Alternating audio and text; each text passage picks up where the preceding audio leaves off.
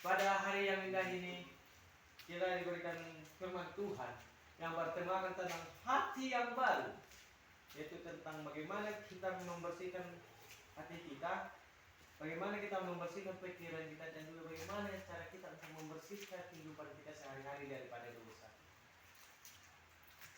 Dan pada hari ini kita diberikan Tuhan tentang suatu ayat yang indah, yaitu daripada Yeskiel 36 ayatnya yang ke-26.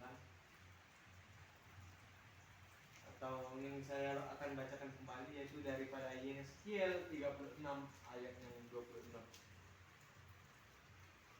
Kamu akan kuberikan hati yang baru dan roh yang baru di dalam hatimu, di dalam batinmu.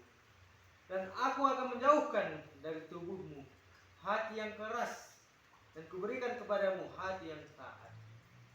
Saya bacakan sekali lagi. Akan saya bacakan kembali sekali lagi, yaitu kamu akan kuberikan hati yang baru dan roh yang baru di dalam batinmu, dan aku akan menjauhkan dari tubuhmu hati yang keras, dan kuberikan kepadamu hati yang taat. Saudara-saudari yang terkasih di dalam nama Tuhan Yesus Kristus, ada beberapa pertanyaan yang harus saya tanyakan sebelum kita memasuki peribadahan atau renungan kita pada hari ini. Itu yang pertama, sampah apa sajakah yang perlu dibersihkan dari dalam hati Anda? Yang pertama, saya ulangi, sampah apa sajakah yang perlu dibersihkan dari dalam hati Anda? Yang kedua, apa yang selama ini membuat Anda sulit membersihkan hati Anda? Apa yang membuat hati Anda merasakan kesulitan dalam membersihkan hati Anda? Yang ketiga, langkah-langkah apa saja yang dapat Anda ambil untuk memulai membersihkan hati Anda?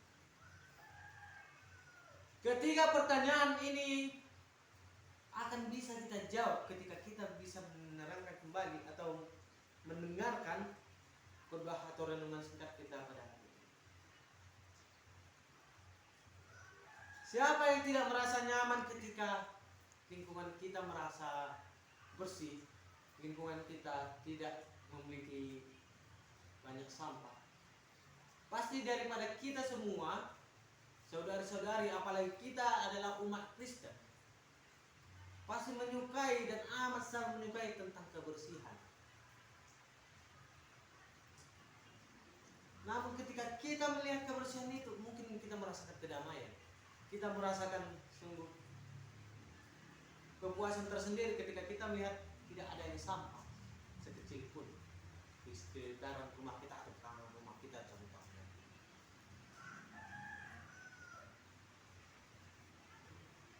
Sama halnya saudara-saudari, perihal tentang sampah di sekitaran rumah tadi, tentang hati kita. Sama halnya saudara-saudari tentang bagaimana perasaan kita, bagaimana tentang pemikiran kita. Ketika tidak adanya kita berpikiran buruk, di mana tidak adanya kita memikirkan atau berprasangka yang buruk, sungguh damainya, alangkah baiknya bahwasanya hati kita menjadi memiliki sebuah kedamaian. Namun apa sebelumnya kita harus mengetahui apa arti kedamaian tersebut terlebih dahulu.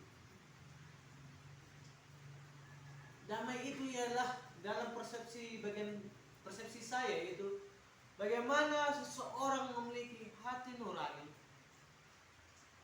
yang tidak melakukan atau tidak berpikiran untuk melakukan dosa, tidak berpikiran dalam melangkahkan kakinya ke arah dosa. Saya mengaitkan itu ke dalam kata damai tersebut.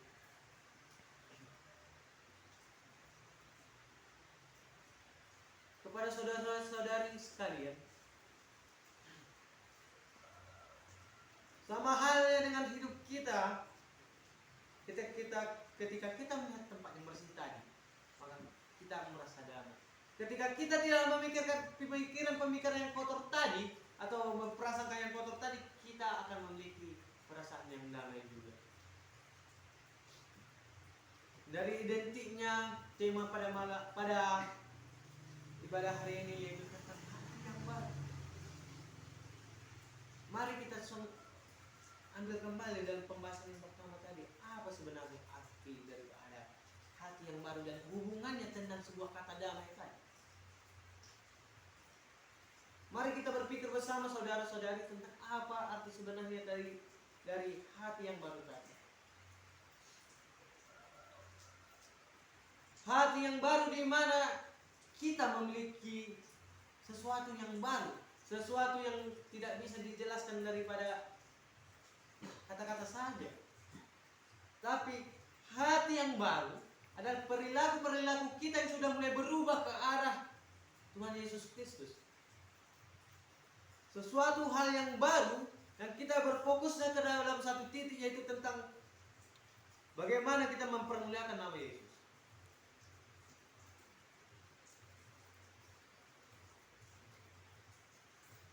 Namun seringkali banyak kehancuran yang kita alami ketika kita menjalani hal. Banyak sekali kita mengalami keputusasaan. Banyak sekali kita mengalami cobaan-cobaan yang berat pada hidup kita. Ketika kita memulai hati yang baru tadi dengan memulai dasar daripada kata damai tadi. Hidup kita bukanlah besar permasalahannya atau kesalahannya, tetapi dari kita sendiri. Bukannya Tuhan tidak ingin membukakan pintu bagi kita sebenarnya, tapi daripada persorangan kita, Tuhan ingin melihat bagaimana keperubahan kita daripada hati yang baru tadi. Bagaimana keperubahan kita tentang kedamaian yang ada dalam hati kita atau dalam pemikiran kita. Penting bagi kita untuk bisa membersihkan hati dari berbagai perasaan negatif. Memang tidak mudah untuk melakukannya. Kita akan mampu membersihkannya sendiri ketika kita benar-benar memberikan hati kita atau memberikan perasaan kita dalam Tuhan, ke dalam tangan pengasihan Tuhan. Ketika kita sudah melakukan hati yang baru, kedamaian yang baru dalam hati kita, maka kita akan menemukan di mana makna kekristianian atau makna daripada yang disebut anugerah yang indah yang akan diberikan Tuhan. Tuhan memang akan memberikan sebuah ujian-ujian kepada kita. Namun Tuhan akan memberikan banyak sekali makna-makna daripada sebuah kata ujian tadi. Banyak sekali daripada kita, saudara-saudari, ketika kita tidak bisa memaknai apa arti daripada cobaan tersebut, maka hati kita bisa merasakan kehancuran yang sebenarnya atau kehancuran yang hakiki. Kehancuran yang saya sebutkan tadi banyak sekali bisa kita lihat di kehidupan kita sehari-hari. Banyak sekali saudara-saudara kita yang di lain tempat, contohnya, maksud saya, ketika mereka sudah mengalami percobaan, mereka langsung lari pindah ke agama atau pindah ke gereja atau pindah ke kubu seberang. Itu banyak sekali yang diberikan oleh contoh-contoh teman-teman agama kita ataupun teman-teman di luar agama kita atau teman-teman yang ada di sekitar kita. Ini adalah bukti nyata di mana kita belum bisa memiliki rasa kebersihan hati kita tadi. Kita belum bisa memiliki rasa kedamaian tadi. Ketika kita tidak bisa berdamai dengan kebencian, ketika kita tidak bisa berdamai dengan sebuah cobaan, permasalahan-permasalahan itu akan tetap berterus. Akan permasalahan-permasalahan itu akan bisa kita rasakan bahwa saatnya Tuhan itu tidak ada. Namun ketika kita merasakan kedamaian yang sebenarnya, kita akan melihat di mana Tuhan itu. Kita akan melihat bagaimana pertolongan Tuhan itu. Dan kita akan melihat bagaimana sesosok Tuhan yang sebenarnya. Jadi renungan atau poin yang harus kita ambil daripada ibadah singkat kita ini itu adalah kita harus berani meminta kepada Tuhan untuk membersihkan hati kita, dan kita harus bisa membersihkan hati kita dari kepahitan, sakit hati, dan kekecewaan. Maka Dia akan memberikan hati yang